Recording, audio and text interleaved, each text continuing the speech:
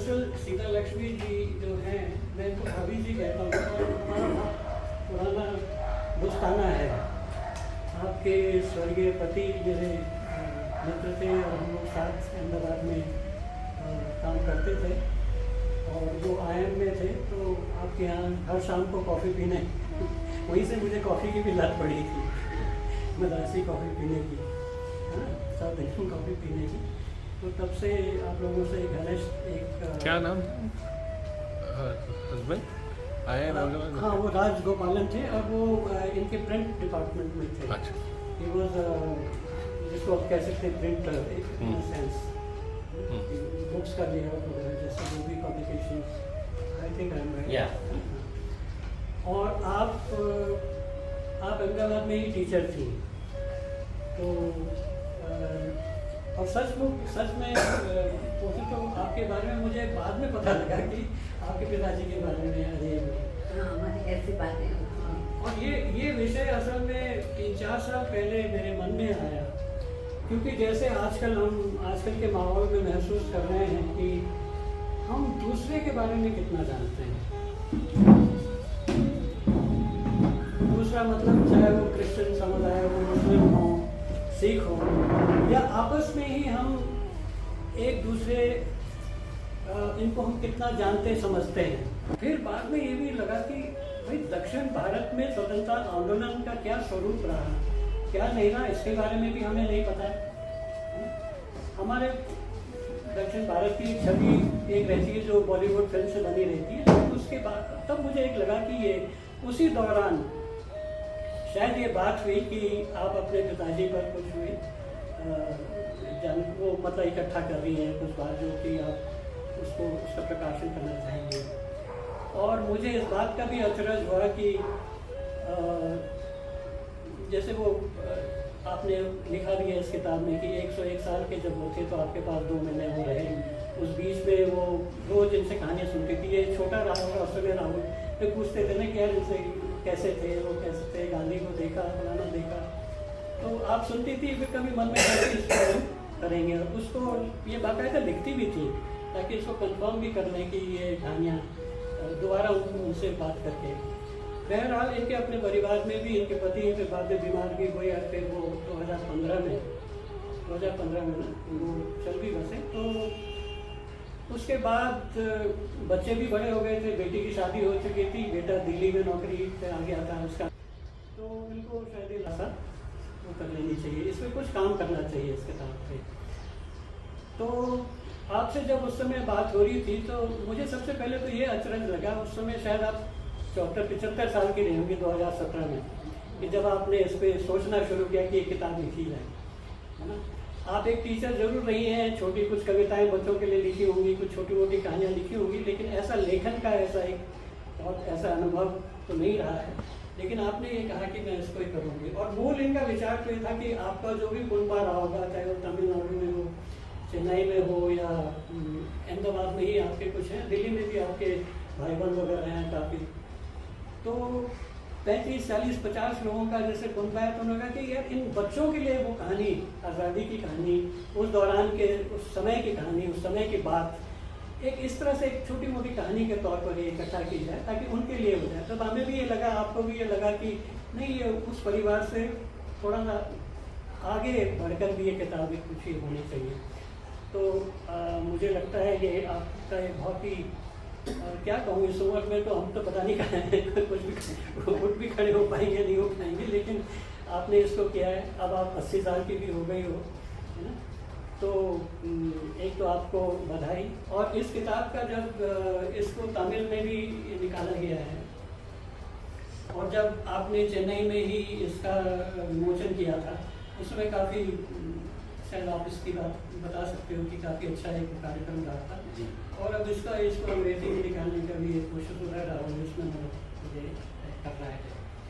तो मेरी गलती ये हुई कि मैंने इनको एक विषय दे दिया कि दक्षिण भारत में आज़ादी का आंदोलन, दक्षिण भारत में खादी, क्योंकि आपके पिताजी खादी से ही नहीं, बहुत सारी चीज़ों से वो आचार्य कुल के भी अपने वहाँ के अध्यक्ष भी रहे हैं, और आप यहाँ के आचार्य कुल के प्रदेश के वो हैं, अध्यक्ष भी हैं। और वो खादी से जुड़ी बहुत सारी संस्थाएं जो भी होंगी और बहुत सारे विषयों पर उन्होंने आपके पिताजी ने काम किया है। उसके ये हल्के फुल्के संस्मरण भी हैं, लेकिन बहुत सारी जानकारियां हैं जो हम कई बार सोचते हैं कि पता नहीं ये रहा होगा, क्योंकि हमें दक्षिण भारत के बारे में हम तो सोचते उत्तर भारत की कहानियाँ सुनते हैं, आज़ादी की तो उत्तर भारत की ही कहानियाँ सुनाई देती, लीडर्स भी अधिकतर इधर से ही हमें दिखते हैं। लेकिन वहाँ भी एक इसमें बड़े स्तर पर ग्राउंड लेवल पर इस तरह का रहा है, ये खुद मेरे लिए मेरी आंखें खोलने वाली बात थी। और मैं उम्मीद करता हूँ कि ये छोटी सी बैठक कार्यक्रम जितने भी हैं थोड़ा सी इसकी अब चर्चा करेंगे। मैं आप ही से शुरू करता हूँ। इसको बहुत अनौपचारिक ढंग से करते हैं। और मैं पढ़ने वाली हूँ, लिख के लाई हूँ दक्षिण भारत के में जो आज़ादी की लड़ाई और खादी जो साथ साथ में चली है उसके बारे में मैंने लिखा है। उसके साथ में मैंने जो पिताजी के संस्मरण लिखे हैं उसको भी जोड़ दिया है। इस तरह ये आर्टिकल है। तो इन्होंने बताया कि दक्षिण भारत में खादी और आज़ादी का आंदोलन, एक बेटी के संस्मरण, ऐसे टॉपिक बता दिया था। तो फिर मैंने सोचा कि अब इसके बारे में लिखना ही चाहिए मुझे। और सही बात है कि दक्षिण वाले इतने उत्तर के बारे में नहीं जानते हैं। उत्तर वाले क्योंकि ये दूरियां इतनी हैं तो जानकारी कम होती है। और हम जानते हैं कि आज़ादी की लड़ाई में जहाँ तक मुझे लगता है कि जवाहरलाल नेहरू इलाहाबाद के थे, राजेंद्र प्रसाद बिहार के थे, सरदार पटेल गुजरात के थे, गांधी जी तो थे ही गुजरात के। तो वहाँ से ही ज़्यादा बड़े जो जिनको इलाइट लीडर्स कहते हैं वो सब वहाँ से आए। तो उनके इर्द गिर्द ही वो सारा स्वतंत्रता युद्ध चला। सारे लोग ज्वाइन हो गए, दक्षिण से भी हुए, यहाँ से भी हुए, वहाँ से भी हुए, आदिवासी भी हुए, हरिजन भी हो गए, ब्राह्मण भी हो गए, जो भी है क्रिश्चियन सब मिल गए। मगर जो खास लोग थे वो थे, उनके इतिहास ज़्यादा बाहर आया, इसलिए जो दक्षिण के लोगों के बारे में इतनी आई नहीं होगी। तो आज शायद आपको मैं थोड़ा बहुत उन लोगों का परिचय करा सकती हूँ। तो यूँ देखें तो 1915 में गांधी जी हिंदुस्तान आए और 1917 तक तो गांधी लहर ने देश के बच्चों को, बड़ों को, सबको अपने में समेट लिया। इसी कारण अप्पा जब तंजावुर स्कूल में थे, तंजावुर में पढ़ रहे थे, तमिलनाडु का एक प्रोविंस है, तो वहाँ स्कूल के प्रिंसिपल ने कहा था कि आप जो है गांधी जी का मीटिंग होगा तो जाना नहीं, सबको स्कूल में आना है। तो मगर पिताजी के और उनके कुछ मित्रों के मन में तो गांधी जी को देखना है। बहुत स्कूल में बहुत नहीं मालूम था, थोड़ा थोड़ा पत्रिकाओं में पढ़ा होगा उन्होंने, पिक्चर उनके चित्र देखे होंगे, मगर गांधी जी को देखना है, गांधी जी को देखना है करके वो तो घर में भी बताया नहीं अपने लोगों को। अपना स्कूल बैग लेके निकल गए। माँ बाप समझ रहे हैं कि ये बच्चा तो स्कूल जा रहा है। और वो 5 लोग थे, पांचों वहाँ पहुँच गए और फिर गांधी जी को देखा। भाषण तो कितना समझा होगा मुझे पता नहीं है। और 1 बजे ख़त्म हुआ उनका, तो वो वापस आ गए और फिर क्लास में चले गए। तो शिक्षक ने कहा कहाँ थे आप लोग? तो ऐसा झूठ नहीं बोला, उन्होंने कहा हम तो गांधी जी को देखने के लिए गए थे। तो फिर कहा अच्छा तो चलो प्रिंसिपल के पास। तो सेंट पीटर्स में पढ़ते थे, प्रिंसिपल भी ब्रिटिश थे। तो उन्होंने कहा मैंने कहा था कि गांधी जी को नहीं देखना है, क्यों गए थे आप लोग? तो पिताजी ने मुझे कहा कि मैंने पूछा कि क्यों, गांधी जी इतने बड़े आदमी हैं, तो उनका दर्शन हम क्यों नहीं कर सकते हैं? तो हमने कोई गलत काम नहीं किया है। तो फिर प्रिंसिपल को लगा बच्चे हैं तो जाने दो, तो सबको 1-1 रुपये की फाइन कर दी। और 1 रुपया भी उस समय इनके पास नहीं था। उनका जो धनी मित्र था तो उन्होंने सबका 5 का 5 रुपया भर दिया। तो वहाँ से गांधी जी के साथ उनका लगाव रहा। उसके बाद में वो जब सेंट जोसेफ में पढ़ने के लिए गए थे, तिरुचि में है सेंट जोसेफ कॉलेज, तो वहाँ पर उन्होंने सोचा था कि ग्रेजुएशन करेंगे, लॉ करेंगे। उन दिनों में लॉयर्स के बहुत मांग थी, तो उनके बड़े भैया ने कहा लॉयर बनना है तुमको। तो वहाँ गए तो तिरुचि बहुत बड़ा सेंटर है कांग्रेस का, तो वहाँ बहुत बड़ा ऑफिस था। तो वहाँ वो जाते थे रोज, पत्रिकाएं बहुत आती थी वहाँ पर, तो वो देखने के लिए। और साथ साथ में लिखना पढ़ना आता था, इंग्लिश भी इनकी अच्छी थी। तो वहाँ जो कांग्रेस के वर्कर्स आते तो उनको कुछ चिट्ठियाँ लिखना है, कुछ करवाना है, तो इनसे लिखवाते थे। तो ऐसा कर रहे थे। तो फिर गांधी जी कुछ दक्षिण आने वाले थे, उसमें शायद तिरुचि को भी टच करने वाले थे। तो पुलिस आई और एक दिन सबको पकड़ लिया वहाँ। पिताजी भी थे उसमें, तो ले जाके रिमांड में रख दिया 9 दिन। तो उस समय प्रिंसिपल ली करके वहाँ प्रिंसिपल थे सेंट जोसेफ में, उन्होंने कहा कैरेक्टर सर्टिफिकेट नहीं लाए तो आपको हम नहीं लेंगे। कलेक्टर ऑफिस में गए तो कहा कैरेक्टर सर्टिफिकेट लेना है तो लिख के दो कि आपसे जिंदगी भर गांधी के कोई भी आंदोलन में, कोई भी काम में, कोई भी मीटिंग में नहीं जाओगे। तो पिताजी ने कहा मैं ऐसा नहीं लिख के दे सकता हूँ, आपको चाहिए तो मैं मेरी कॉलेज की पढ़ाई तक के लिए मैं लिख के दूंगा, आगे मैं ऐसा नहीं लिख के दूंगा। तो उन्होंने कहा नहीं तो फिर कैरेक्टर सर्टिफिकेट नहीं मिलेगा। तो उन्होंने कहा नहीं चाहिए मुझे। और फिर उनके जो मित्र थे वहाँ पर एक क्रांतिकारी थे उन दिनों में, उनके हाथ से उन्होंने एक पत्र ले लिया, पत्र दिया उन्होंने कि आप तुंगभद्रा तट पर जाओ और वहाँ पर आश्रम है, वहाँ रहो करके। तो उनको कोई भी सर्टिफिकेट नहीं मिला। मैं जो मैट्रिकुलेशन का सर्टिफिकेट था वो सब उन्होंने वापस नहीं दिया और घर भी नहीं गए, क्योंकि उनके बड़े भैया का डर लगता था कि वो गुस्सा करेंगे या शायद उस जमाने में मार भी सकते थे।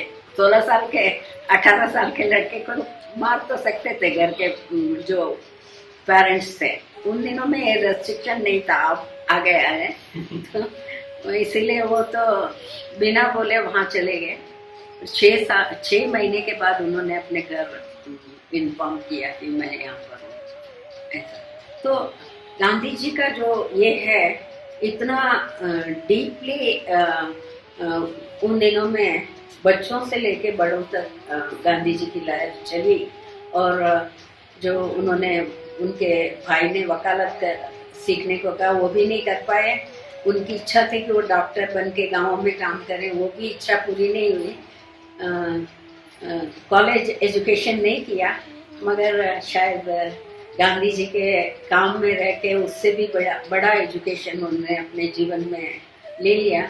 तो मैं ऐसा कह सकती हूँ कि विद्यालय जीवन से ही अप्पा और गांधी जी में एक डोर बंध गया था जो जीवन के अंत तक बंधा रहा।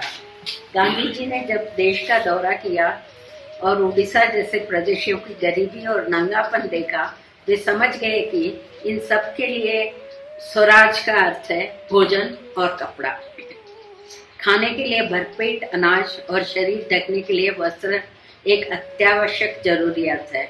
इसी कारण उन्होंने चरखा को सूर्य कहा। इस सूर्य के इर्द गिर्द सब ग्रामीण उद्योग पनपेंगे और ग्राम स्वावलंबी बनेंगे। यही नहीं, एक विकेंद्रित अर्थव्यवस्था भी स्थापित होगी। बच्चे विद्यालयों में पढ़ने जाएंगे और एक सुंदर लोकतांत्रिक समाज व्यवस्था की स्थापना हो सकेगी। गांधी जी कहते थे, खादी एक वस्त्र नहीं अपितु विचार है। वे देश की आज़ादी और उसके नवनिर्माण दोनों के बारे में सोच रहे थे।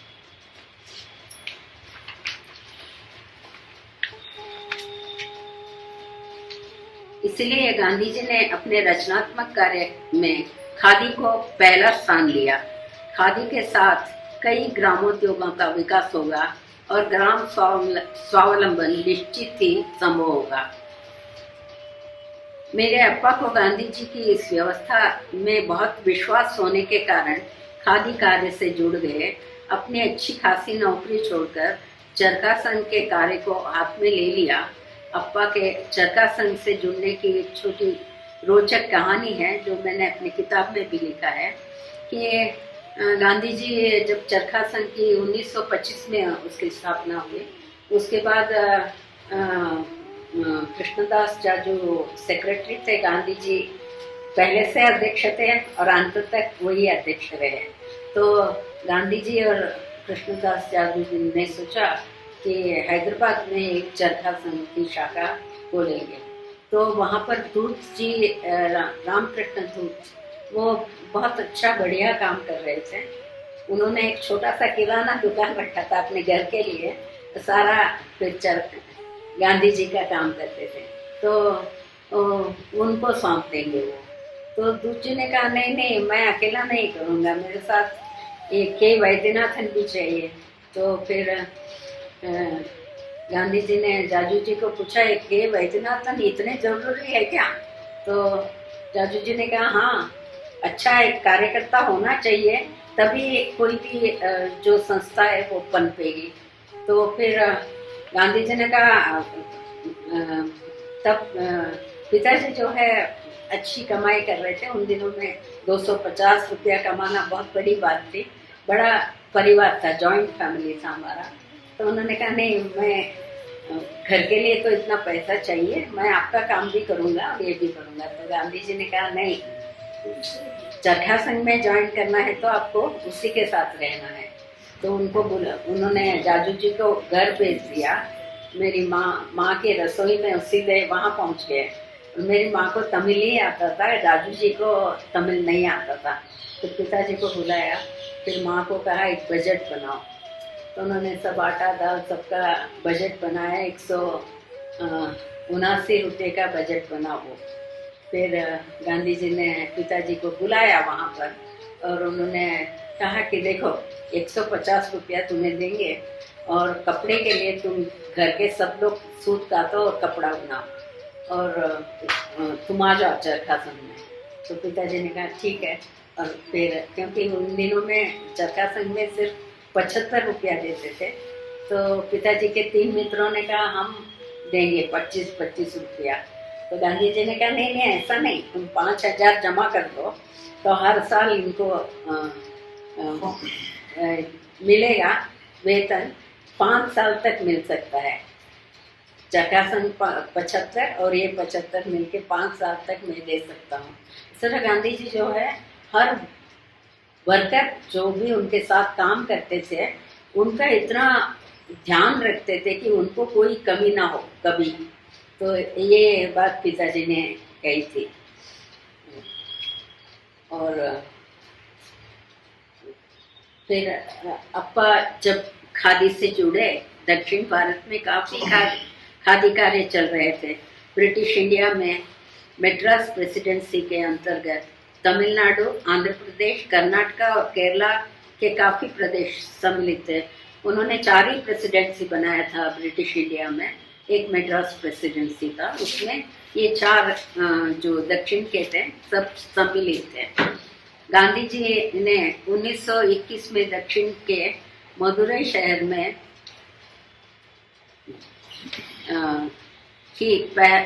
एक ही वस्त्र धारण करने का निश्चय किया। 1921 में वो वहाँ गए थे तो मदुरई में उन्होंने निश्चय किया कि अब से मैं एक ही कपड़ा पहनूंगा, एक धोती पहनूंगा, ऊपर कुछ भी ढकूंगा नहीं। क्योंकि जो गरीबी है बहुत बुरी है। तो उन्होंने निश्चय किया कि सिर्फ एक छोटी धोती पहनेंगे, ऊपरी बदन पर कोई कपड़े को नहीं ढकेंगे। 22/1/1921 के दिन वहाँ के बुनकर समुदाय के बीच नंगे बदन ही उन्होंने पहली बार भाषण दिया। यह मेरा कमेंट है, वस्त्र क्रांति दक्षिण भारत में हुआ ऐसा कह सकते हैं, और शायद यही वजह है अप्पा ने खादी कार्य को अपने जिगर से लगा लिया। ऐसा कहते हैं कि तमिल प्रदेश से जो कपड़े तैयार होते थे पूरी दुनिया में उनकी बिक्री होती थी। ब्रिटिश प्रजा तो हमारे कपड़ों को बहुत पसंद करती थी, मगर औद्योगिकरण ने कुछ सब कुछ नष्ट भ्रष्ट कर दिया। ग्रामीण स्वाधीनता पर एक बड़ा प्रहार था। गांव के स्वतंत्र लोग शहरों में मजबूरन मजदूरी करने लगे थे। गांधी जी इससे काफी आहत हुए। यही कारण है गांधी जी ने कांग्रेस की अध्यक्षता से ज्यादा चरखा संघ की अध्यक्षता को महत्व दिया।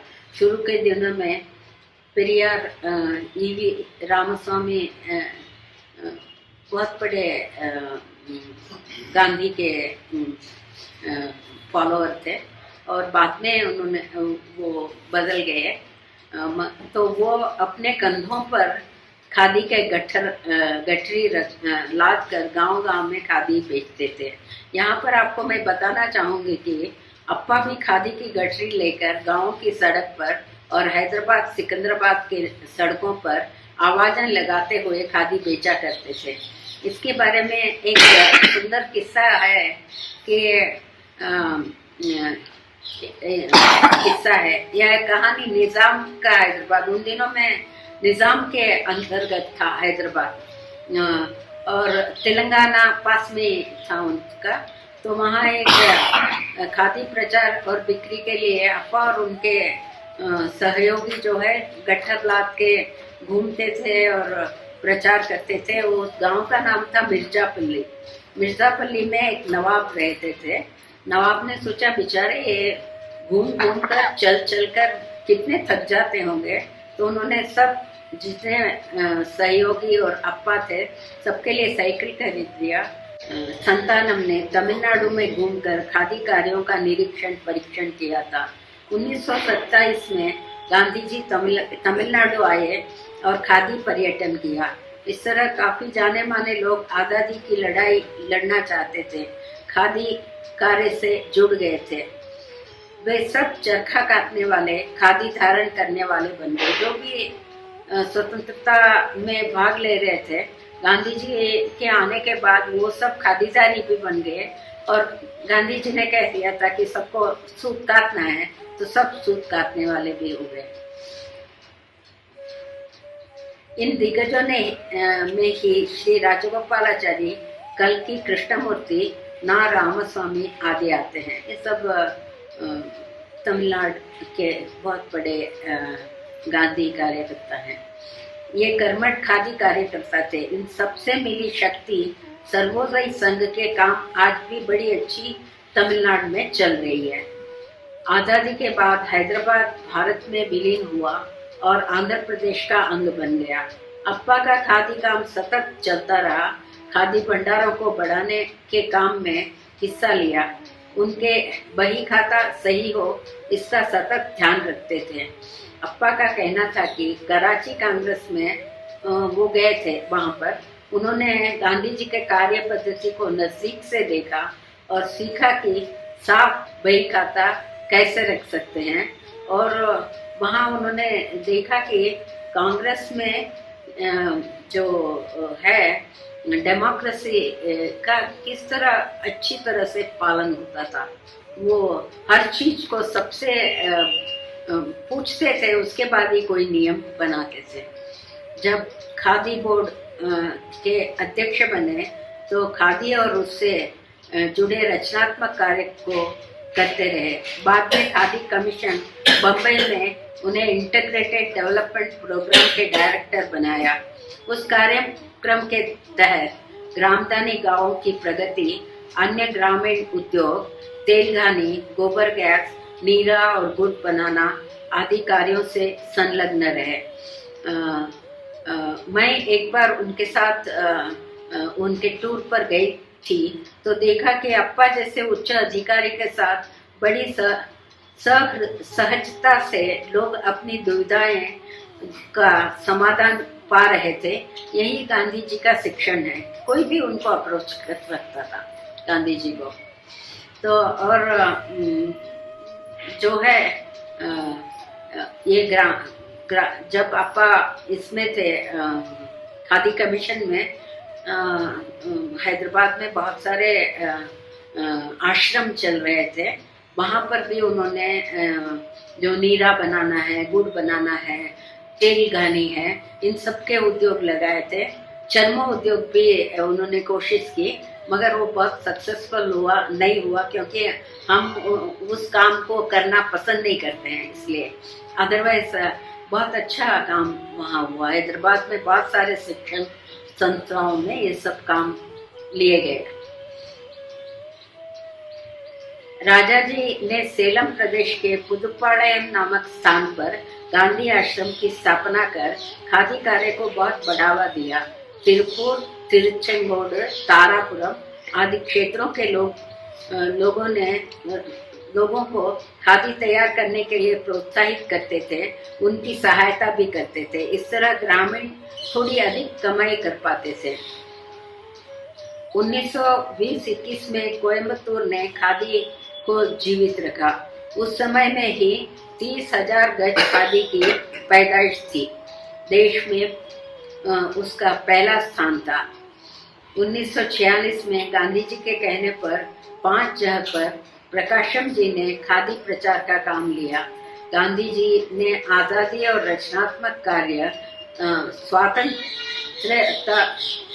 स्वातंत्र रूपी सिक्के के 2 पहलू हैं, ऐसा मानते थे। इनके काम को आगे बढ़ाने वाले जेसी कुमरप्पा भी थे।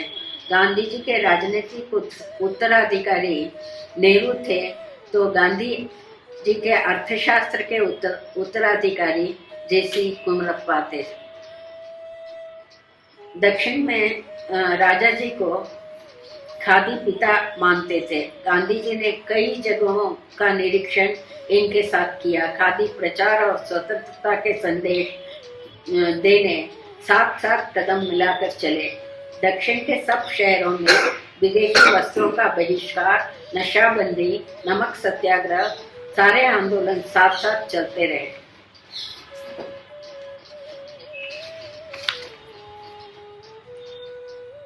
गांधी जी का यह प्रवास कर्नाटक का आंध्र प्रदेश में भी रहा। आंध्र के मछलीपट्टनम की बहनों की बड़ी तारीफ की गांधी जी ने। वहाँ की बहनें 100 अंक, जो सूट का अंक था वो 100 अंक करती थी। आंध्रा खादी के नाम से जाना जाता है यह। उनसे बनी साड़ियाँ महीन बुट्टियों से सजी सुंदर किनारी के साथ बुने जाते हैं। खादी के महंगे कपड़ों में यह भी है। इन बहनों ने अपने हुनर की प्रदर्शनी गांधी जी के सामने किया था। पहले कपास की सफाई की, गांधी जी ने कहा एकदम साफ था जब सफाई की, तो वहाँ से उनका काम बहुत अच्छा रहा। उसके बाद रुई की धुनाई की और ऊनी बनाई और उससे सूट कताई की। उनके सूट के नमूने देखकर कहा जा सकता है कि जापान, फ्रांस और लैंकाशायर के बने वस्त्रों को इनसे बने वस्त्र मात कर सकते हैं। इतना महीन एक समान धागे थे। जो हाथ कता में तो थोड़ा मोटा होता है, थोड़ा पतला होता है, मगर जो 100 काउंट का जो धागा है आंध्रा खादी, उसमें सब धागे एक जैसे होते हैं। हैदराबाद और उसके आसपास के गांवों में अप्पा और तुज्जी कताई के वर्ग चलाते थे। इस काम में अम्मा भी मदद करती थी। इस तरह अम्मा एक आत्मनिर्भर स्त्री बन गई। गांधी जी का कहना था कि चरखे में उन्हें विश्व संगीत सुनाई देता था। शायद इसी तरह अप्पा और तुज्जी को भी चरखे के आवाज में संगीत सुनाई देता होगा। मेरे पिताजी जब 24 साल के थे, मेरी माँ 12 साल की थी, शादी हो गई उनकी।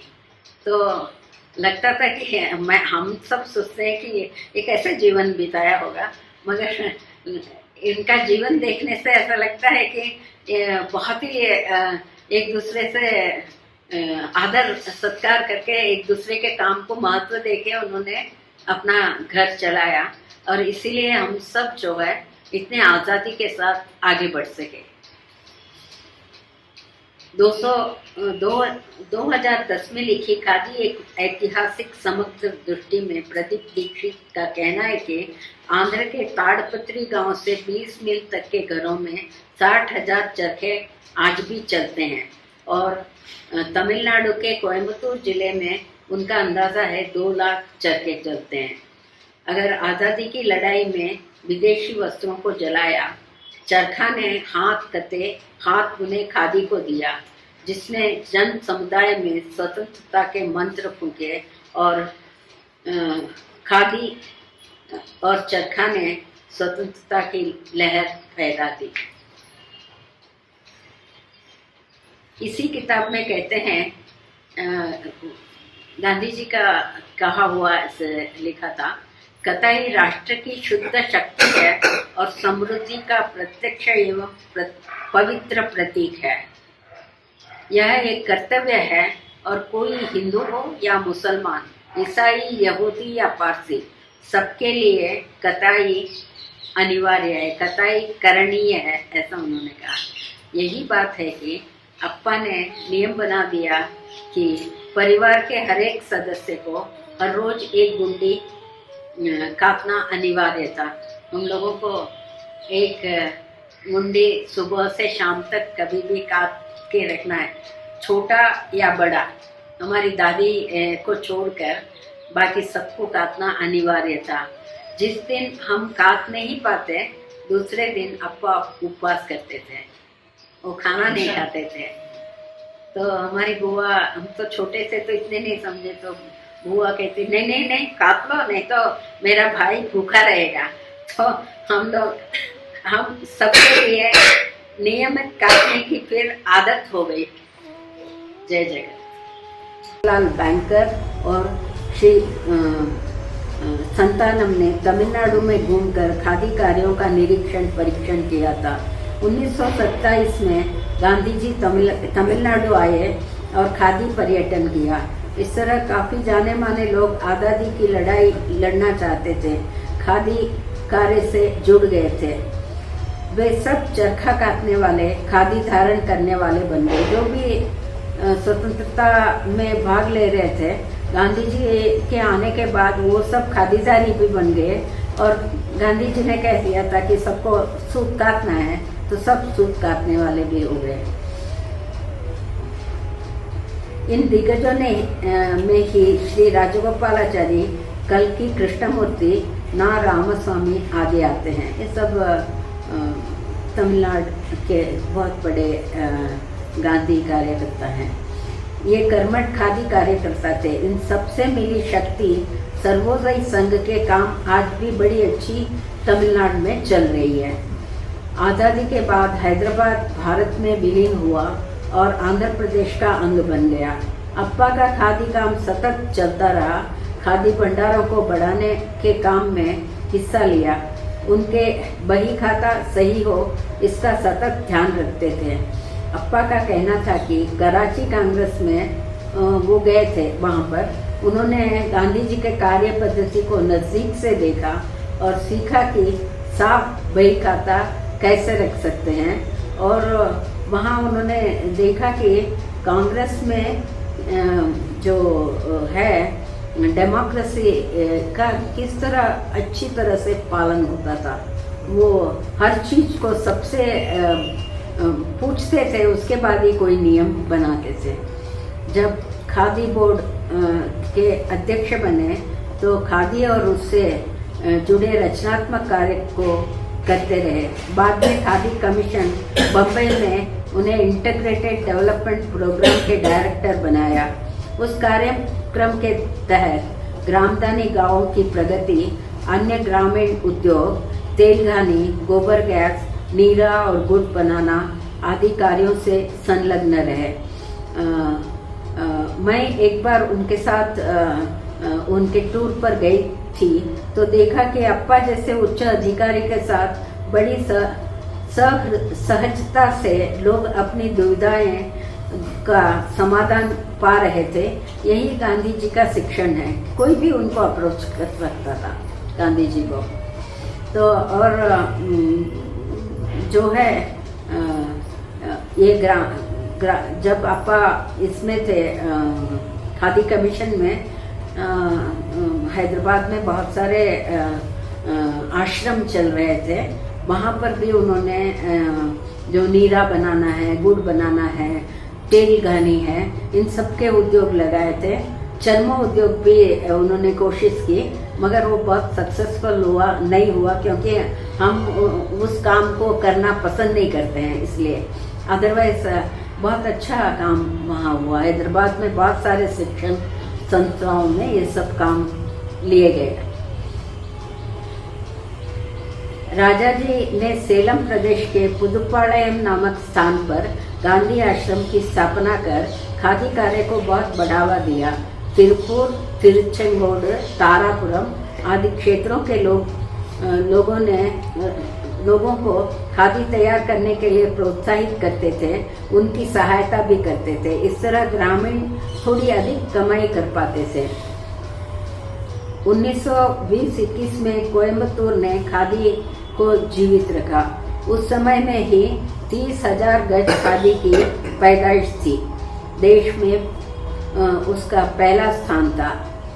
1946 में गांधी जी के कहने पर 5 जगह पर प्रकाशम जी ने खादी प्रचार का काम लिया।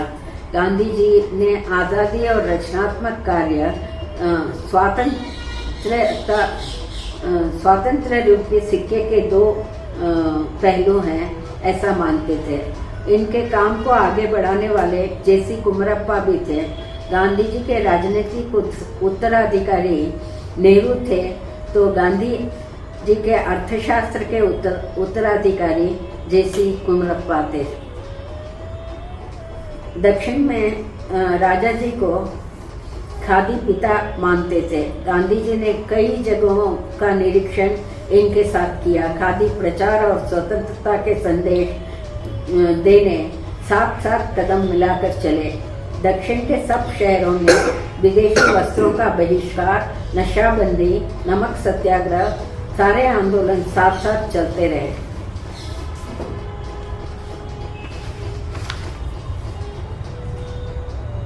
गांधी जी का यह प्रवास कर्नाटक का आंध्र प्रदेश में भी रहा। आंध्र के मछलीपट्टनम की बहनों की बड़ी तारीफ की गांधी जी ने। वहाँ की बहनें 100 अंक, जो सूट का अंक था वो 100 अंक काटती थी। आंध्रा खादी के नाम से जाना जाता है यह। उनसे बनी साड़ियाँ महीन बुट्टियों से सजी सुंदर किनारी के साथ बुने जाते हैं। खादी के महंगे कपड़ों में यह भी है। इन बहनों ने अपने हुनर की प्रदर्शनी गांधी जी के सामने किया था। पहले कपास की सफाई की, गांधी जी ने कहा एकदम साफ था जब सफाई की, तो वहाँ से उनका काम बहुत अच्छा रहा। उसके बाद रुई की धुनाई की और पुनी बनाई और उससे सूत कताई की। उनके सूत के नमूने देखकर कहा जा सकता है कि जापान, फ्रांस और लैंकाशायर के बने वस्त्रों को इनसे बने वस्त्र मात कर सकते हैं। इतना महीन एक समान धागे थे। जो हाथ कता में तो थोड़ा मोटा होता है, थोड़ा पतला होता है, मगर जो 100 काउंट का जो धागा है आंध्रा खादी, उसमें सब धागे एक जैसे होते हैं। हैदराबाद और उसके आसपास के गांवों में अप्पा और दूजी कताई के वर्ग चलाते थे। इस काम में अम्मा भी मदद करती थी। इस तरह अम्मा एक आत्मनिर्भर स्त्री बन गई। गांधी जी का कहना था कि चरखे में उन्हें विश्व संगीत सुनाई देता था। शायद इसी तरह अप्पा और दूजी को भी चरखे के आवाज़ में संगीत सुनाई देता होगा। मेरे पिताजी जब 24 साल के थे, मेरी माँ 12 साल की थी, शादी हो गई उनकी। तो लगता था कि हम सब सोचते हैं कि ये कैसे जीवन बिताया होगा, मगर इनका जीवन देखने से ऐसा लगता है कि ये बहुत ही एक दूसरे से आदर सत्कार करके एक दूसरे के काम को महत्व देके उन्होंने अपना घर चलाया, और इसीलिए हम सब जो है इतने आज़ादी के साथ आगे बढ़ सके। 2010 में लिखी खादी एक ऐतिहासिक समग्र दृष्टि में प्रदीप दीक्षित का कहना है कि आंध्र के ताड़पत्री गांव से 20 मील तक के घरों में 60,000 चरखे आज भी चलते हैं, और तमिलनाडु के कोयम्बतूर जिले में उनका अंदाज़ा है 2 लाख चरखे चलते हैं। अगर आज़ादी की लड़ाई में विदेशी वस्त्रों को जलाया, चरखा ने हाथ बुने खादी को दिया, जिसने जन समुदाय में स्वतंत्रता के मंत्र फूंके, और खादी और चरखा ने स्वतंत्रता की लहर फैला दी। इसी किताब में कहते हैं, गांधी जी का कहा हुआ लिखा था, कताई राष्ट्र की शुद्ध शक्ति है और समृद्धि का प्रत्यक्ष एवं पवित्र प्रतीक है। यह एक कर्तव्य है, और कोई हिंदू हो या मुसलमान, ईसाई, यहूदी या पारसी, सबके लिए कताई अनिवार्य है, कताई करणीय है, ऐसा उन्होंने कहा।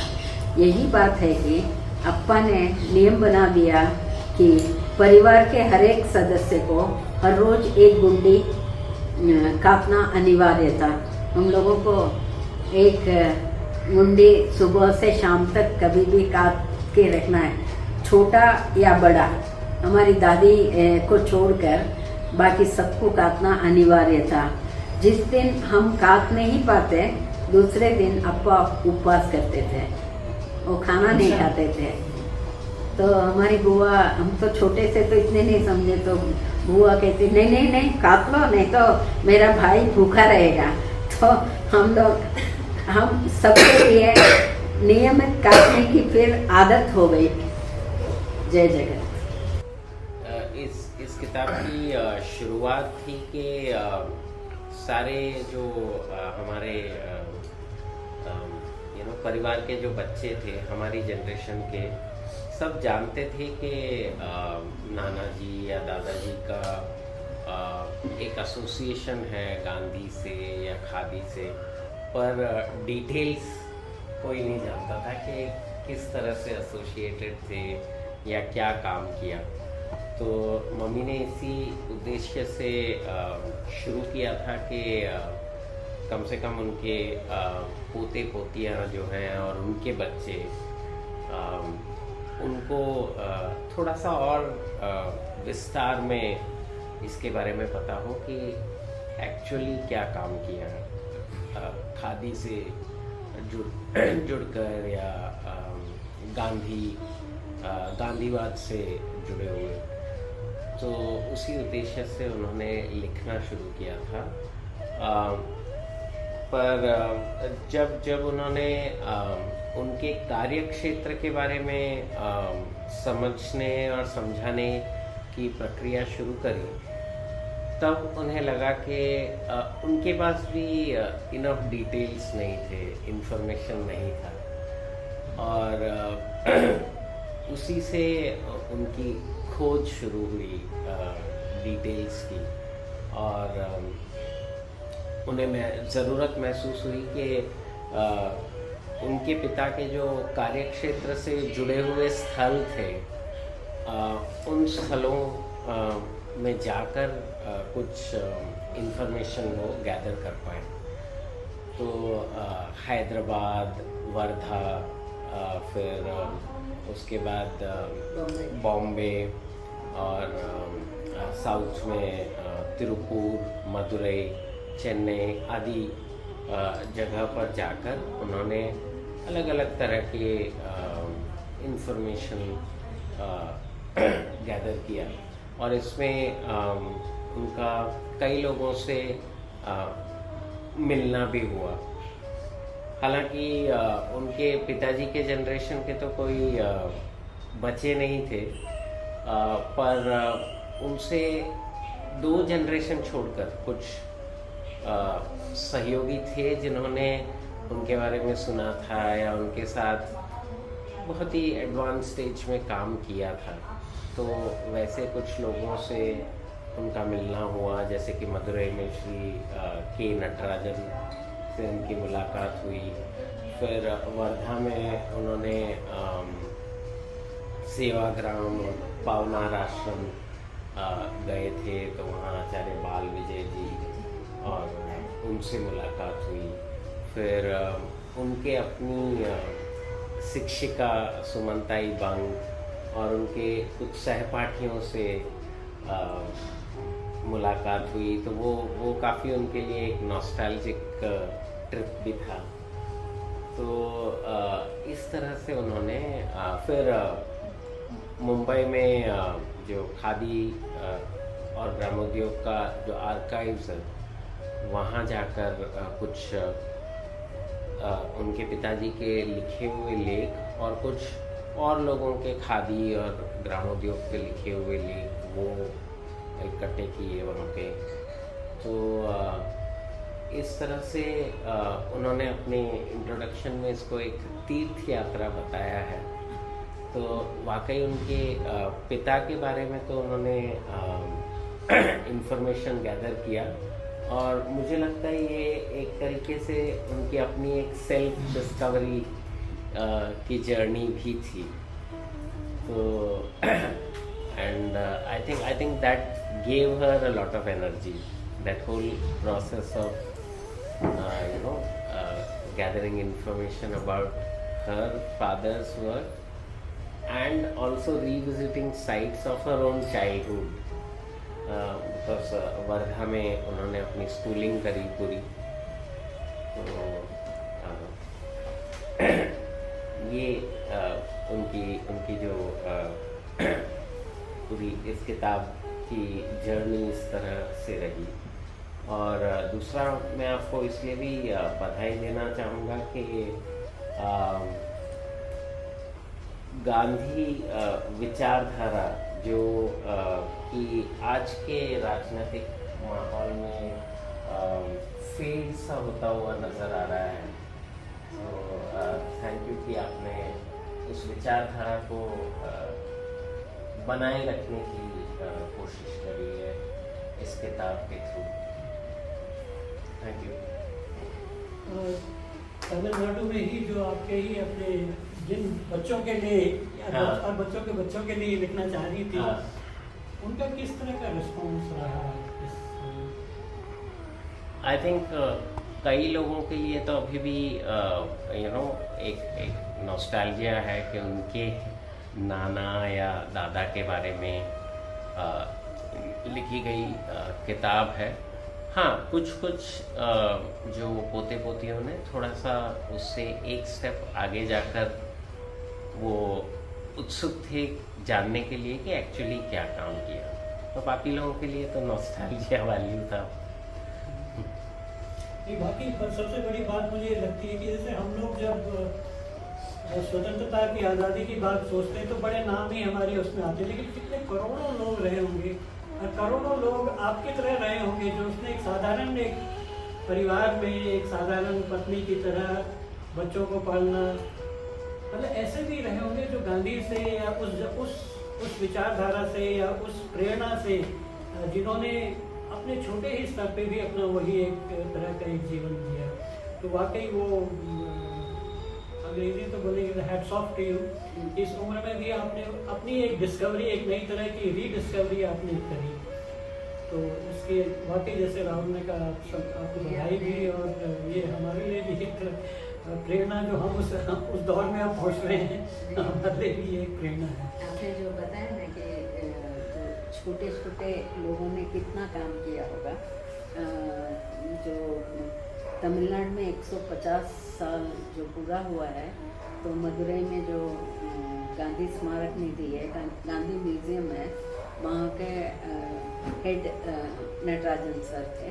उन्होंने निश्चय किया कि मतलब 2 साल पहले की बात मैं कह रही हूँ कि हम जो है तमिलनाडु के वीरांगनाएं और गांधी, इसके ऊपर हर एक आर्टिकल लिखे और फिर उसका एक सेमिनार किया था ऑनलाइन। हम सबको वहाँ पर ऑनलाइन में बोलना था, चर्चाएं हुई उस पर और उसकी किताब छप गई। किताब में देखा तो 30 स्त्रियों के बारे में, स्त्रियों का जिक्र आया जिन्होंने फ्रीडम मूवमेंट में काम किया, मगर उनके बारे में कोई जानता ही नहीं है। मुझे जो दिया था सरस्वती पांडुरंगन, उनके बारे में कुछ लिखा हुआ भी नहीं मिल रहा था। मतलब कैसे उसको डेवलप करें करके यहाँ से वहाँ से खोज के, इनसे पूछ के उनसे पूछ के फिर आर्टिकल लिखा। इसी तरह बहुत सारे तमिलनाडु के जो औरतें थी, अपने घर बार छोड़ के, अपने बच्चों को छोड़ के जेल गई। जेल में बच्चों को ले जा सकते थे, वहाँ बच्चे रहे मगर जिंदा नहीं रहे, ऐसा भी हुआ था। तो ऐसे सब स्त्रियों के बारे में उस किताब में है, हर एक स्त्री के बारे में। तमिल में है वो बुक, कभी हो सका तो हिंदी में भी हम लोग ट्रांसलेट करके यहाँ पहुँचा देंगे नॉर्थ में। तो बहुत सुंदर किताब बनी है। और बाद में जो है उन्होंने गांधी जी और विदेशी स्त्रियाँ करके वो भी एक किताब बनाई है। इसी क्रम में रेणु जी, मैंने आपसे आग्रह किया था कि आप इस किताब को थोड़ा सा पढ़ें और कुछ आपके मन में जो भी होता हो या कुछ टिप्पणी या कुछ सवाल भी कुछ पूछना चाहते हो या अपने इम्प्रेशन आप देना चाहते हो। सबसे पहले तो आपको आप सॉरी, आप रेणु शुक्ला हैं, इधर जो गुरुकुल में आप एशियन हिस्ट्री सेक्शन की हेड हैं। तो आपको बधाई से शुरू करती हूँ मैं, क्योंकि दक्षिण भारत के बारे में सच में हमें समझाना, और आपने अभी जो एक दूसरी किताब की चर्चा की वो भी अब जिज्ञासा का विषय हो गई है। इस किताब को एक पाठक के तौर पर, अब मुझे 2 दिन पहले किताब मिली और जब मैंने इसे देखना शुरू किया तो सबसे पहले तो मुझे इसके कवर पेज में बहुत आकर्षित किया। ये जो इतनी सुंदर हंसी है, उन्मुक्त हंसी, ये हंसी सबके चेहरे पर नहीं आती है। मैं समझती हूँ कि इतनी उन्मुक्त हंसी, जिसे आपने भी कहा है परमानंद में लीन होने वाली हंसी, ऐसी हंसी वो हंसा करते थे। तो ये हंसी बताती है कि वो किस तरह के सीधे, सरल, शांत, संवेदनशील व्यक्ति रहे होंगे, जिन्होंने देश के लिए, समाज के लिए सोचा होगा। और किताब के शीर्षक में लिखा है बड़ा जीवन और कुछ छोटी छोटी यादें हैं। तो मुझे लगता है कि छोटी छोटी बातें हमारे जीवन में भी होती हैं जो हमें पूर्णता देती हैं। अगेन में शायद शेखर एक जीवनी में लिखा है कि छोटी छोटी बातें जीवन को पूर्णता देती हैं और पूर्णता कोई छोटी बात है। तो ये सही बात है कि बहुत छोटी छोटी चीज़ों से हम एक बड़ी चीज़ को क्रिएट करते हैं। और जो अभी बात आई थी कि बहुत सारे छोटे छोटे हीरोज़ रहे होंगे, हमारे हीरोइंस रही होंगी नायक के तौर पे, जिन्होंने काम किया आज़ादी की लड़ाई की, जिनके बारे में हम जानते नहीं हैं, और जो ये इतना बड़ी उपलब्धि थी, वो उन सब की कहानी है कहीं ना कहीं, और उन सब के बारे में ढूंढना भी हमारे लिए बहुत ज़रूरी है। इसके बाद इस किताब में दूसरी चीज़, आपने शुरू में कहा कि मैं लेखिका नहीं हूँ, आपने ये दावा किया, पर मैंने एक पाठक के तौर पर जब इसे पढ़ा तो मुझे लगा मैं इतिहास की विद्यार्थी हूँ, तो एक इतिहास बोध जो होता है या एक रिसर्चर की जो प्रवृत्ति होती है, जिसके बारे में राहुल जी ने बताया कि आपने शुरू तो किया फर्स्ट इन इन्फॉर्मेशन जो आपको अप्पा से, अपने पापा से मिली, लेकिन उसके बाद आपने उसकी जब खोजबीन शुरू की तो आपने वो सारे स्टेप्स फॉलो किए जो एक रिसर्चर को करने चाहिए। फर्स्ट इन इन्फॉर्मेशन को उसको कंफर्म करने के लिए आपने दूसरी किताबें पढ़ी, उस पूरे सिनेरियो को समझने के लिए, हैदराबाद की क्या सिचुएशन थी, देश में क्या चल रहा था, किस किस तरह से लोग काम कर रहे थे, उससे जुड़े हुए थे, उसके बारे में आपने इन्फॉर्मेशन कलेक्ट की है। और आप जगह जगह गई भी हैं, जिनके विषय में भी बात हो ही चुकी है, वहाँ से भी जो कुछ भी कलेक्ट किया जा सकता है तो वो आपने किया, फिर उसको एनालाइज भी किया है, उसको ऑर्गेनाइज भी किया है और उसको बुक फॉर्म में लाई है। तो आप लेखिका भी हैं और शोध की सारी गुण जो है वो भी मुझे दिखाई दे रहे हैं। इसके बाद जो है मेरे कुछ ऑब्जर्वेशंस हैं जिन पे मैं बात करूँगी। कुछ एपिसोड्स मुझे बड़े अच्छे लगे जिनकी चर्चा आपने अभी की। आपने सबसे पहले फैमिली बैकग्राउंड की बात की है, पूरा एक वो जो है जीनियोलॉजी या कहते हैं वो लीनिएज जो है उसका पूरा वो दिया है, फैमिली ट्री दिया। हाँ, फैमिली ट्री दिया है। तो वो फैमिली ट्री भी बताता है कि कहीं ना कहीं एक जो हिस्टोरिकल कॉन्शियसनेस होती है ना हमारे अंदर कि हम रूट्स से कैसे शुरू करते हैं। जो भी बात हुई थी कि हिस्ट्री क्यों पढ़े, हिस्ट्री भी इसलिए ज़रूरी है क्योंकि हम शुरू से जब तक नहीं समझते तो बात पूरी समझ में आती नहीं है। तो that also is very good. इसके बाद आपने उनके पूरे जीवन के बारे में चर्चा की है, उनकी पढ़ाई लिखाई, उनके कहाँ कहाँ किन किन संस्थाओं से वो जुड़े, उनकी पहली नौकरी, उसकी परेशानियाँ, सब कुछ बहुत डिटेल में है। बहुत ज़रूरी बातें सारी उसमें हैं और अलग अलग संस्थाओं का जिक्र जिनसे वो जुड़े रहे हैं और उसमें किस तरह की प्रॉब्लम्स आई हैं, परिवार में आपस में संबंध कैसे रहे हैं, वो उनकी भी चर्चा इसमें है। और मेन फोकस जो है वो इसका एक खादी के लिए जो उन्होंने काम किया है वही है। उसमें जो हर स्टेज पे कि किस तरह से उसके बारे में प्रचार प्रसार किया जाए, उसकी कटाई से लेकर के उसके बारे में ट्रेनिंग, उसका वितरण, उससे रिलेटेड जितने भी एस्पेक्ट्स हो सकते हैं उन सब पे उन्होंने काम किया था। इसकी पूरी डिटेलिंग को आपने उस किताब में रखा है, उसकी प्रोडक्शन से लेकर के उसकी मार्केटिंग और उसको लोगों तक पहुंचाने का। तो ये सब अच्छा है। और इसके अलावा आपने भी एक वाक्य भी उद्धृत किया, खादी जो है वो एक विचार है। तो ये एक बड़ी बात है जो गांधी जी कहा करते थे और जिसको शायद उन सब लोगों ने अडॉप्ट किया जिन्होंने खादी का काम किया है। और उसमें से जो है के वैद्यनाथन जी भी निश्चित तौर पे है। अभी जो आपने एक एपिसोड बताया था कि ये नियम था घर का कि एक बूंदी खादी सभी काटेंगे और यदि कोई चूक जाए तो वो स्वयं उपवास करते थे। एक्चुअली बच्चों को डिसिप्लिन में लाने, उनको ट्रेनिंग देने का यही तरीका है कि उनको डांटा ना जाए, उनको इसके लिए टारगेट ना किया जाए। अगर आप वो अपने ऊपर ले लेंगे तो ये बहुत बड़ी टीचिंग होगी, फिर वो कभी दोबारा वो गलती नहीं करेंगे। यही गांधी ने इसी तरह से पूरे आंदोलन को आगे लीड किया। हाँ, तो ये डिसिप्लिन जो गांधी जी बता रहे थे या कर रहे थे वो सारे लोग भी कर रहे थे जो उनके फॉलोअर्स थे या जो उसी तरह के संवेदनशील थे या जिनकी वजह से हम कह सकते हैं कि गांधी का मूवमेंट चला और सक्सेसफुल हुआ। तो ये पूरी जो फौज थी उसके कितने सारे सिपाही रहे होंगे इसका अंदाज़ा इस किताब को पढ़ के मुझे लगता है। और गांधी का विरोध भी ये समझ में आया कि आज की बात नहीं है, कब से चल रहा है, जब से गांधी जी थे।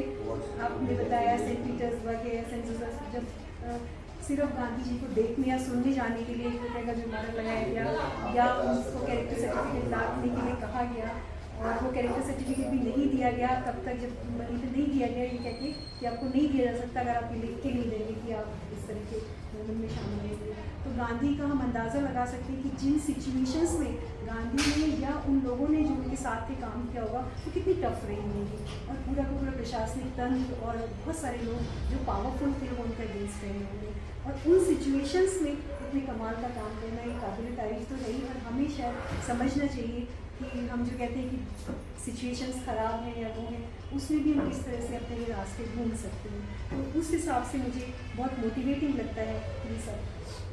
कृष्ण जैसे वो मजिस्ट्रेट जिससे उनको कैरेक्टर सर्टिफिकेट चाहिए था या उनके टीचर जिन्होंने कहा कि जब मैंने मना किया था तो क्यों गए गांधी की सभा में, तो उनका प्रश्न मुझे लगता है बहुत छोटा हो जाता है उस प्रति प्रश्न से जो के वैद्यनाथन जी कहते हैं कि वो इतने बड़े व्यक्ति हैं, उनको सुनने या देखने में गलत क्या है। तो इस प्रश्न का जवाब किसी के पास था नहीं, ना तब था ना आज है कि गांधी के लिए को सुनने जानने या उनके रास्ते पे चलने में गलत क्या है। इस प्रश्न का जवाब किसी के पास नहीं है, लेकिन फिर भी उनका क्रिटिसिज्म जो है वो होता रहता है। तो इन एपिसोड से हमें ये सारी चीज़ें समझ में आती हैं। बड़ा रोचक इंटरेस्टिंग किस्सा है जब गांधी जी को कहा गया कि वो चरखा संघ ज्वाइन करें और वो जो है नौकरी छोड़ दें, क्योंकि वो दोनों काम साथ साथ करना चाहते थे, पर गांधी जी कहते थे नहीं, पूरी तरह से डिवोटेड होकर आपको एक ही काम करना होगा, और वो सेक्रीफाइस करते हैं कि 250 रुपये की नौकरी छोड़ते हैं।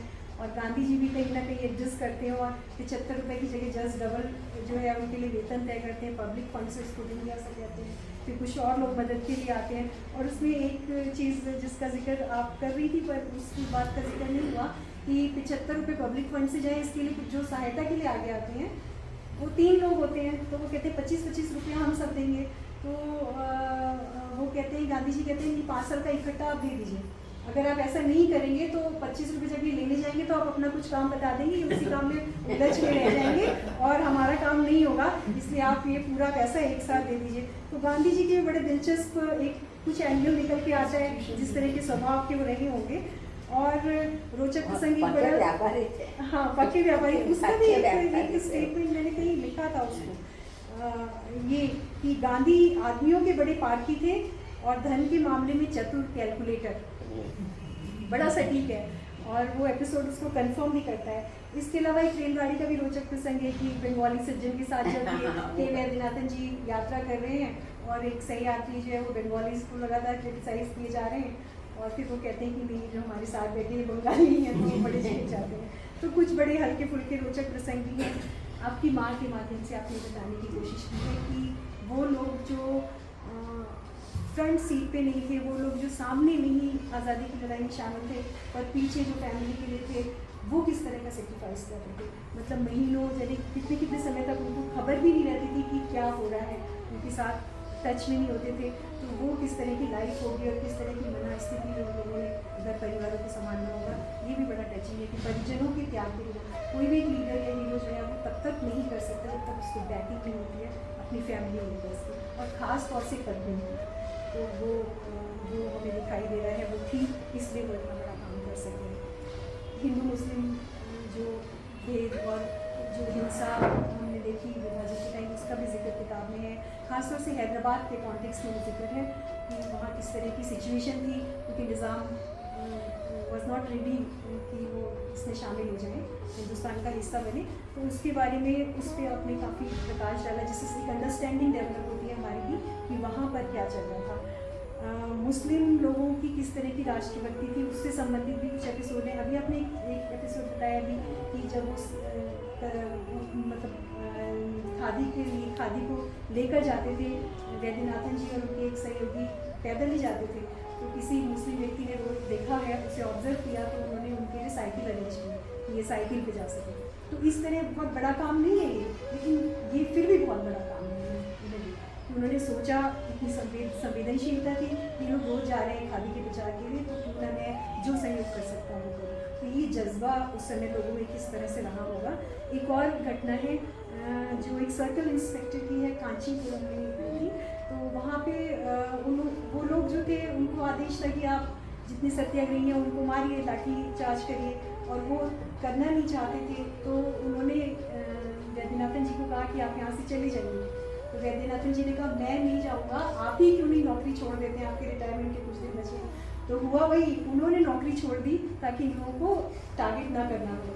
तो ये भी एक तरह की देशभक्ति का उदाहरण है कि आपने रिटायरमेंट से पहले मुझे ब्रिटिश गवर्नमेंट के आदेशों का पालन ना करना पड़े, अपने लोगों को तंग ना करना पड़े, इसके लिए आप समय से पहले नौकरी छोड़ दें। इस तरह के छोटे छोटे सेक्रीफाइसेस पता नहीं कितने लोगों ने किए होंगे।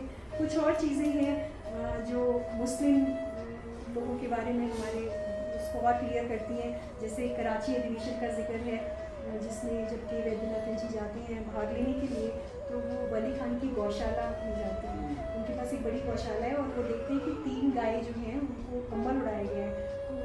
तो उन्होंने कहा कि गाय तो आप लोग मार के भी खा ले, मतलब मांसाहारी है, तो इनको कंबल क्यों उड़ाया हुआ है। तो उन्होंने बोला कि ये मेरी पत्नी से पूछे। पत्नी से जब बात हुई तो पत्नी ने कहा कि हम गौ मांस नहीं खाते हैं और ये हमारी माताएँ हैं, क्या अपनी माता जब बूढ़ी हो जाए तो हम उनकी देखभाल करना बंद कर देते हैं या उन्हें मार देते हैं। तो इस तरह से जो अभी गाय को लेके पूरी पॉलिटिक्स होती है, हम समझ सकते हैं कि ये जो फीलिंग है कि किसी भी पशु की रक्षा क्यों की जानी चाहिए, ये जज्बे हैं जो हर समय हर तरह के लोगों के मन में रहे होंगे। एक खानापुर गफ्फार खान के गाँव की कुछ घटनाएँ हैं एक जिसमें मेहमानबाजी का एक एपिसोड बड़ा रोचक है और मुझे इस प्रथा के बारे में अभी तक कुछ पता नहीं था कि वो जब जाते हैं वहाँ पे तो हर घर में लोग कहते हैं कि आप हमारे घर चाय के लिए आइए, हर घर से आमंत्रण मिल गया। अब हर घर में जाके तो चाय नहीं पी सकते पूरे गाँव में। तो वो जब पहुँचते हैं तो उनको बताया जाता है कि ये प्रथा है कि हर कोई मेहमान को चाय के लिए आमंत्रित करता है, और यदि और उसमें वो है ये बात ये है कि आप चाय का कप सिर्फ होठ से लगाएंगे और उस चाय को घर के सभी सदस्य बांट के पिएंगे। तो एक मेहमान के होठों से लगाई हुई चाय को घर के सदस्य प्रसाद की तरह ग्रहण कर रहे हैं, ये रिवाज था पख्तूनों का। मुझे तो इसके बारे में अभी तक कुछ पता नहीं था। तो जो हम कहते हैं कि हमारी परंपराएं आती थी देवों भक्ति, तो निश्चित तौर पे वो औरों की भी परंपराएं हमें इस बात को समझनी चाहिए। और इसके अलावा वहीं का एक और प्रसंग है जिसने मुझे बुद्ध की याद दिला दी, जिसमें बड़े बड़े बगीचे हैं वहाँ पे उनके गाँव में, खानातुल गफार खान के, तो तरह तरह के फल हैं जो उस एरिया में होते होंगे। तो वहाँ पर ये था नियम कि कोई भी जब वहाँ से गुजर रहा है तो कितने भी फल खा सकता है जितनी उसको भूख है, लेकिन वो चुन के उसे अपने साथ नहीं ले जा सकता है और पेड़ से तोड़ नहीं सकता है। ये 2 नियम थे। कुछ ऐसा ही हमें बुद्धिज़्म में भी मिलता है कि वो उदुम्बर खादी करके वो बताते कि एक आदमी ने पेड़ को हिला के बहुत सारे गिरा दिए, फिर वो खा तो नहीं सका और बाकी वेस्ट हो गए। तो कैसे हम प्रकृति को नुकसान पहुँचाते हैं। तो इस एपिसोड को पढ़ते ही मुझे तुरंत उसकी याद आई। और ये जो मुझे लगता है संवेदनशीलता है वो कहीं ना कहीं हमें ये बताती है किस तरह से मनुष्य और प्रकृति का संबंध होना चाहिए और किस तरह से हमें संसाधनों को सहेजना चाहिए। पुस्तक में बहुत सारे सूत्र वाक्य हैं जो एक वाक्य में बड़ी सी बात कहते हैं। जैसे एक वाक्य, गांधी कार्यकर्ता कभी झूठ बोलते ही नहीं हैं, वो साफ कह देते थे कि उन्होंने अंग्रेज़ों के विरुद्ध कार्य किया है। ये वाक्य हमें गांधी और गांधी की पूरी टीम के विशेषता को बताता है। गांधी वस्त्र नहीं विचार, सबसे निचले तबके के मानव की उन्नति खादी और ग्राम उद्योग के प्रसार से ही हो सकती है। फिर हर देशवासी को हिंदी आनी चाहिए। ये इसके अलावा एक और बहुत रोचक प्रसंग है, दिलचस्प है। वैद्यनाथन जी गांधी जी के घर खाने के जाते हैं तो खाना सर्व होता है, गांधी जी खुद खाना परोसते हैं। तो एक और व्यक्ति जो थे और इनकी वैद्यनाथन जी की थाली में एक चीज़ जो है वो नहीं है, हरे रंग की। तो ये सोचते हैं गांधी जी ने अपने लिए कुछ लिया है जो हमको नहीं दिया है। तो वो कहते हैं ये हरी चीज़ क्या है जो हमें नहीं परोसी गई है। तो गांधी जी कहते हैं जो थाली में होगा वो खाना पड़ेगा। फिर उन्होंने उनको भी दे दी। अब वो नीम की चटनी उनको मिल तो गई तो इन्होंने खाई तो इनको मुश्किल हो गया, लेकिन गांधी जी पहले कह चुके थे जो थाली में होगा वो खाना पड़ेगा, तो इन्होंने खा लिया। लहसुन को लेकर भी गांधी ने कहा था कि अगर आप प्याज लहसुन नहीं खाते तो वो खाना चाहिए, सेहत के लिए अच्छा है, सीख लो। ऐसे बहुत सारे प्रसंग थे। मतलब 2 दिन में जो थोड़ा बहुत समय मैंने मिला उसमें जो पढ़ा उससे बहुत कुछ जानने का मौका मिला वैद्यनाथन जी के बारे में ऑब्वियसली, और उन बहुत सारे लोगों के बारे में जिनके साथ वो काम कर रहे थे। और ये भी कि किस तरह से गांधी का रंग लोगों के ऊपर चढ़ा हुआ था, किस तरह से लोग गांधी के साथ जुड़े हुए थे, किस तरह के सेक्रीफाइसेस उन्होंने किए इस रास्ते पे चलने के लिए। और खुद चले, उनके परिवार चले, उनकी आने वाली पीढ़ियाँ चल रही हैं। आपने प्रूव किया ये, यदि आप उनके लिख रही हैं, आपकी ग्रैंड चिल्ड्रन उन्हें पढ़ सकें चाहती हैं,